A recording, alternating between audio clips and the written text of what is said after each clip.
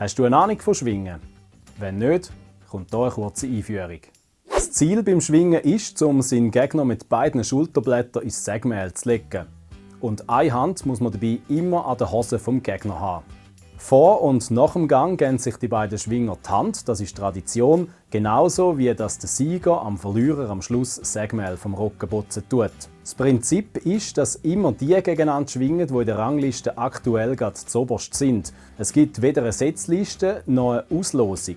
Es wird Gang für Gang neu eingeteilt. Und beim Schwingen gibt es keine Gewichtsklasse. Um den Gegner auf den Rücken zu legen, gibt es ganz einen Haufen verschiedene Schwünge.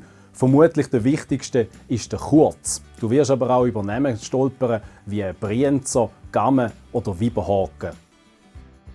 Es gibt Sennenschwinger und es gibt Turnerschwinger.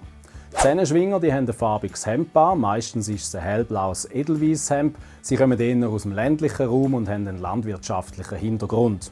Die Turnerschwinger mit ihren weißen Hosen und den weißen T-Shirt sehen manchmal ein bisschen aus wie Maler. Sie kommen aus dem Turnverein zum Schwingen. Alle Schwinger legen über ihre eigenen Hosen eine Zwilchhose an. Die sind besonders reissfest und an denen tut man sich heben.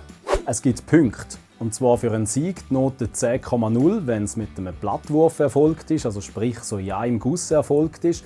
Und wenn man das nicht geschafft hat, noch ein bisschen nachdrücken am Boden, zieht einem Kampfrichter einen Viertelpunkt ab. Eine Besonderheit beim Schwingen ist es, dass man als Verlierer gleich viele Punkte bekommen kann, wie jemand, der es unentschieden gemacht hat.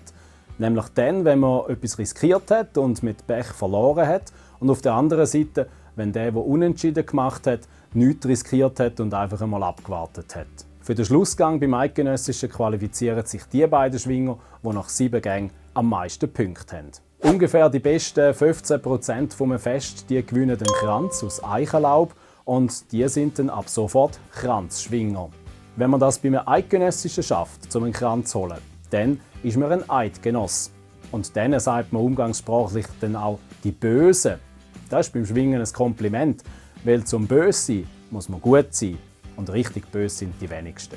Der Sieger vom Eidgenössischen der wird zum Schwingerkönig ausgerufen.